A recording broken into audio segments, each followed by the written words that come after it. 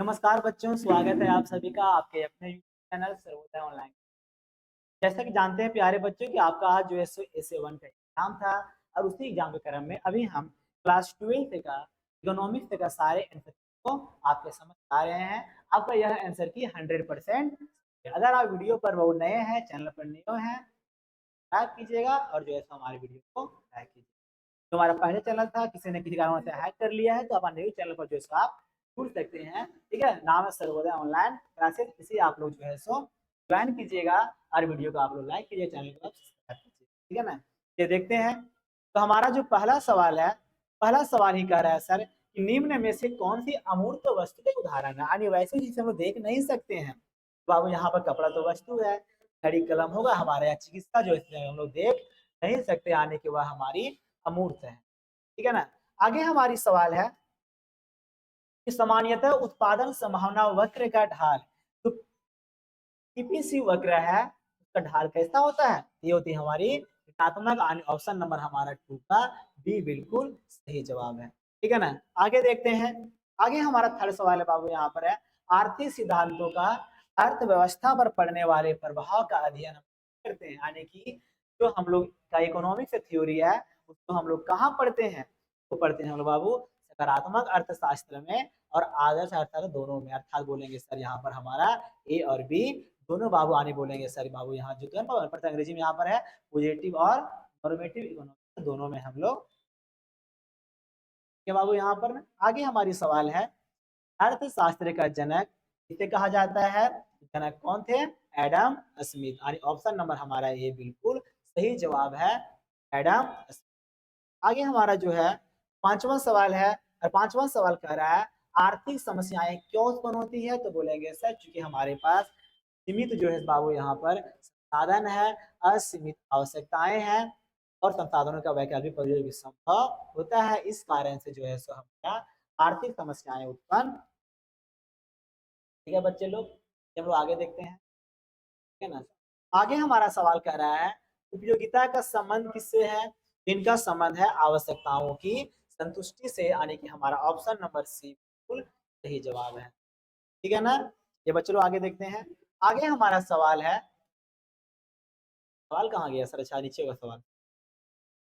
सवाल बाबू यहाँ पे निम्नलिखित कथन और कारण में कौन संदर्भ है? बहुत सही।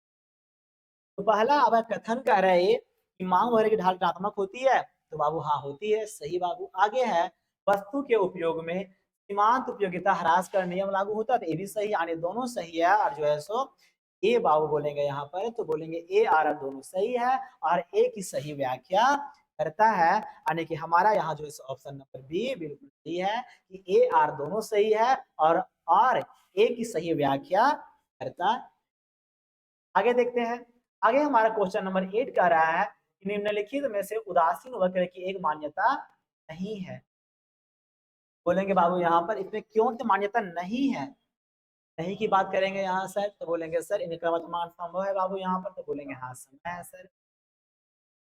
तो भी यहाँ पर है, तो बोलेंगे सर उपयोगिता की गिनती संख्या हमारा नहीं, ये हमारे क्रमवाचक में नहीं थी, यानी हमारा ऑप्शन नंबर पर नेगेटिव यहाँ पर, तभी हमारा क्या है? नेगेटिव हमारा यहाँ सही आंसर। आगे हमारा सवाल क्या रहा है? सवाल हम लोग का बाबू एक मांग वक्र पर ऊपर से नीचे की ओर चलन क्या दिखाता है? तो ये दिखाता है कि मांग में विस्तार हो रही है। क्या दिखाता है? मांग में विस्तार हो रही है, यानी अगर बाबू को इस तरह से रेखा है और नीचे से ऊपर से नीचे आ रही, मतलब ये मांग में विस्तार है। ऑप्शन नंबर हमारा ये बिल्कुल जवाब है। आगे हमारा सवाल कह रहा है निम्नलिखित में से पूरक वस्तु का युग्म कौन सा है? यानी पूरक वस्तु सब्स्टिट्यूट गुड्स बाबू यहाँ पर, सॉरी बाबू, ठीक है ना। हाँ, यहाँ पे बात करें पूरक वस्तु की, ठीक है ना। ए मरा का मोबाइल फोन और सिम आने के दोनों का उपयोग हम लोग जो है सो एक साथ कर सकते हैं। ठीक है ना। आगे हमारा सवाल है निम्नलिखित में से किस वक्र की प्रवणता यानी ढाल ऋणात्मक होती है? तो बाबू चाहे सीमांत उपयोगिता हो, चाहे बजट रेखा हो, चाहे उदासीन वक्र हो, तीनों की ढाल यहाँ जो है सो ऋणात्मक होती है। ऑप्शन नंबर डी बिल्कुल सही जवाब है। क्या हो रहा है सर? आगे हमारा सवाल बाबू यहाँ पर, ठीक है ना। सवाल ये कह रहा है निम्नलिखित रेखा चित्र में उपभोक्ता का संतुलन का बिंदु क्या था, पढ़े थे बाबू यहाँ पर कि जहाँ बजट की रेखा, ये बजट की रेखा है ना, और जहाँ उधर दोनों मिलते हैं तो मिल कहाँ पर रहे हैं, क्यू पर, तो यहाँ उपभोक्ता संतुलन में होता है। यानी ऑप्शन नंबर हमारा डी जो है सो यहाँ पर बिल्कुल सही जवाब है, डी आने की Q। ठीक है ना, चलिए आगे देखते हैं। आगे हमारा सवाल कह रहा है उपभोक्ता का अधिमान को किस दिखाते हैं, इसका अधिमान को दिखाते हैं हम लोग दासीन वक्र से, यानी ऑप्शन नंबर हमारा ये बिल्कुल सही जवाब है। ठीक है, आगे बाबू यहाँ पर है, ठीक है ना, मांग की कीमत लोच किस प्रकार का कथन है, तो यह जो कीमत की लोच है, मात्रात्मक बाबू यार जब पूछेंगे मांग की नियम या गुणात्मक थी हम लोग पहले।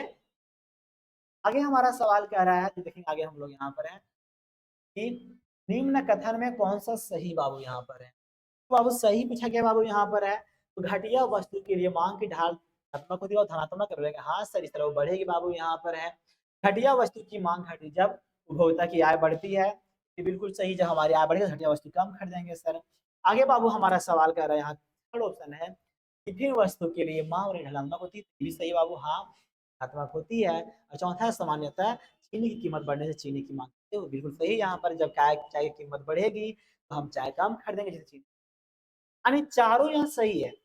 ये बाबू चारों ऑप्शन यहाँ केवल 3 ही यहाँ दिया हुआ है, तो यहाँ पर हम लोग मारेंगे 1 2 3, पता है क्यों सो, क्योंकि जब चाय की कीमत बढ़ाएंगे बाबू चाय का यहाँ पर पूरक वस्तु मेरा क्या है सर, इसका बात तो चीनी बाबू यहाँ पर, तो जाहिर सी बात है जब चाय हम लोग कम खरीदेंगे चीनी कम खरीदेंगे, लेकिन यहाँ चाय का स्थान अपन कॉफी भी तो है ना, जहाँ चाय का रेट बढ़ा हम खरीदे कॉफी, इस कारण से क्या हुआ जब कॉफी खरीद रहे तो हमारी चाय की मांग जो है बाबू भले कम हुई, कॉफी खरीद रहे हैं, इस कारण से चीनी की मांग हमारी नियत रहेगी, तो इस कारण से जो है हमारा 1 2 3 सही है, हमारा 4 भी सही है, लेकिन यहाँ देना पड़ेगा ऑप्शन, तो इस से हमारा 4 थोड़ा सा सही है, इस कारण से हम यहाँ पर नहीं ले रहे हैं।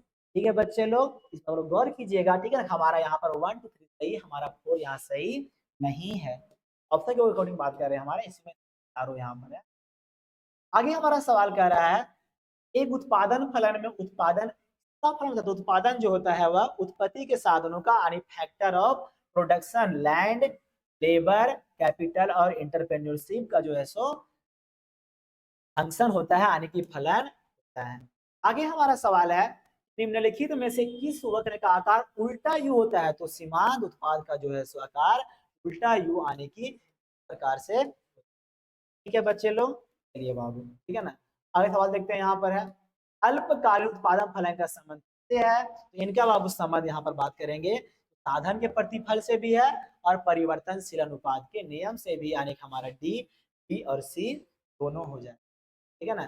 चलिए आगे देखते हैं, सवाल नंबर 19 यहाँ क्या कह रहा है, समुत्पाद वक्र का प्रतिबिंदु क्या दिखा, तो दिखाता है यहाँ पर है उत्पादन और साधनों का बाबू संयोग कैसा है, यानी ऑप्शन नंबर हमारा डी बिल्कुल सही जवाब है।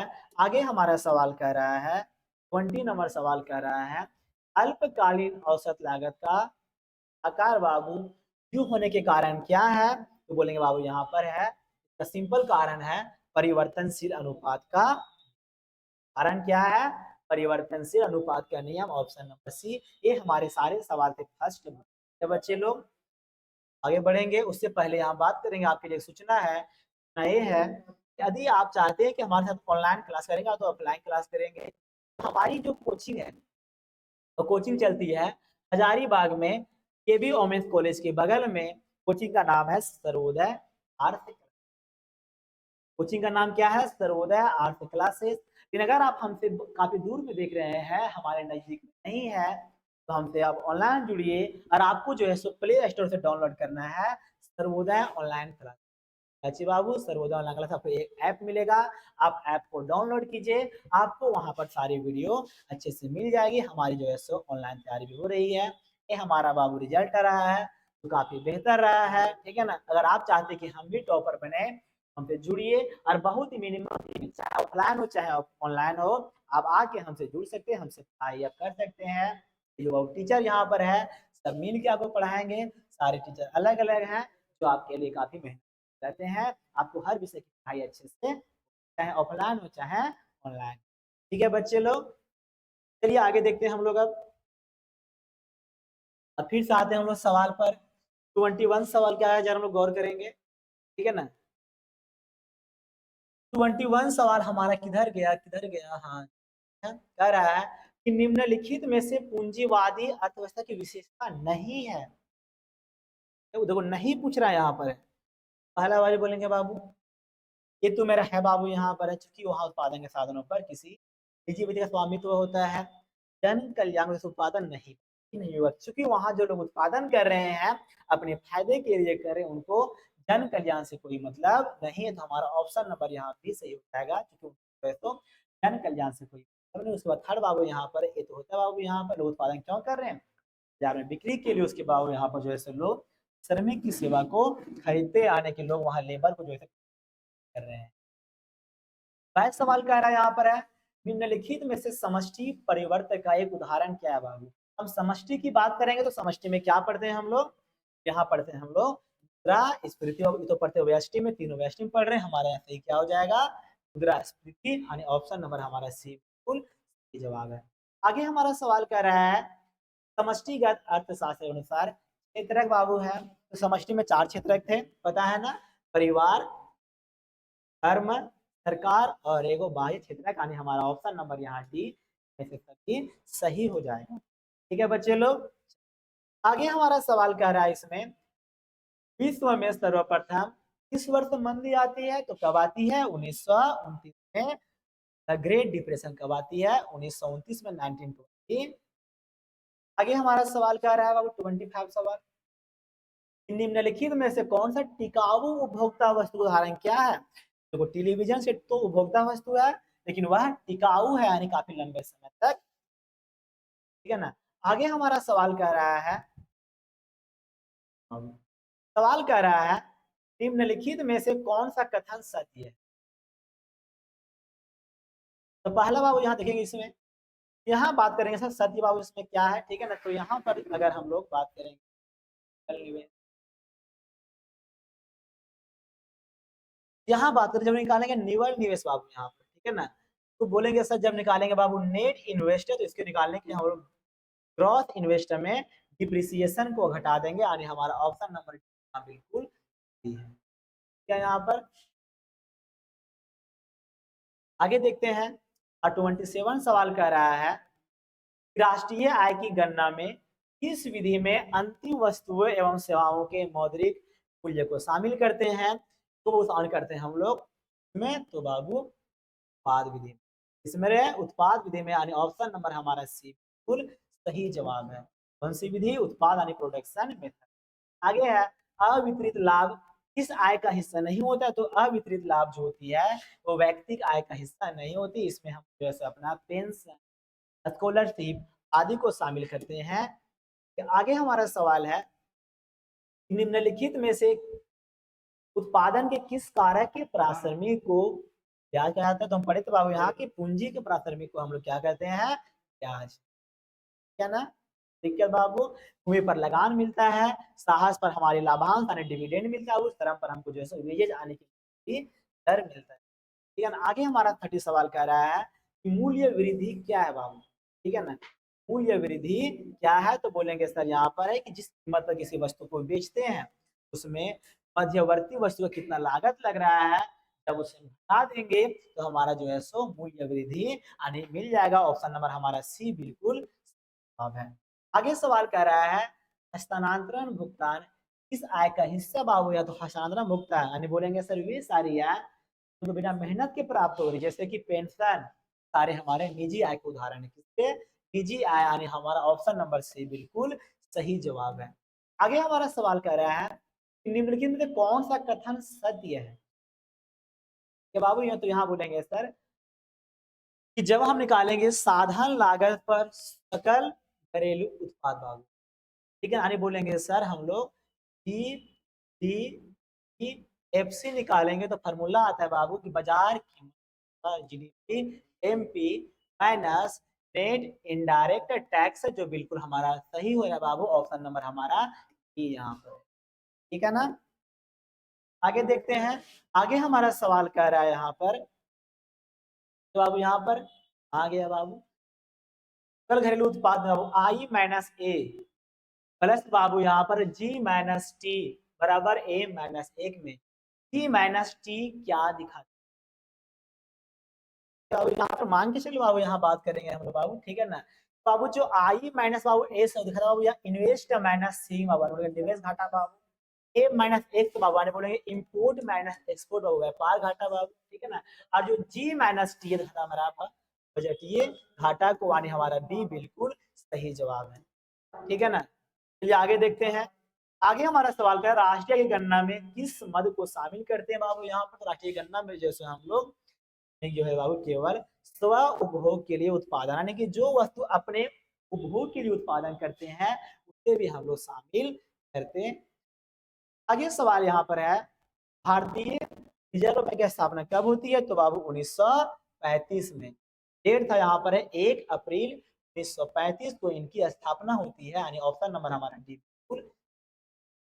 आगे सवाल कह रहा है हमारा 37 सवाल यहाँ पर बाबू, निम्न में से कौन सी संस्था स्टॉक पर नियंत्रण करती है, तो ये करती है हमारी केंद्रीय बैंक बाबू है। तो कौन यहाँ पर हमारा है, तो भारतीय रिजर्व बैंक, यानी हमारा ऑप्शन नंबर बी बिल्कुल सही जवाब है। आगे हमारा सवाल कह रहा है कि निम्नलिखित में हमें तरल संपत्ति को तरल बाबू लिक्विडिटी बात करेंगे यहाँ पर, तो हमारी किसकी है, मुद्रा की बाबू, इसकी तरलता सबसे अधिक होती है।